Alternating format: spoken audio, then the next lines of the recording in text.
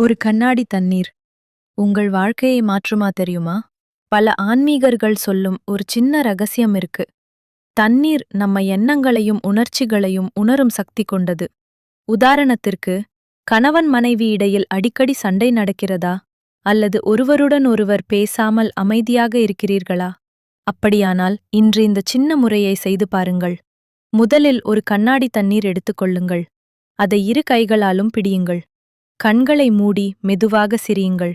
இப்போது அந்த தண்ணீரிடம் சொல்லுங்கள், எங்கள் கணவன் மனைவி உறவில் அன்பும் புரிதலும் அதிகரிக்க வேண்டும்.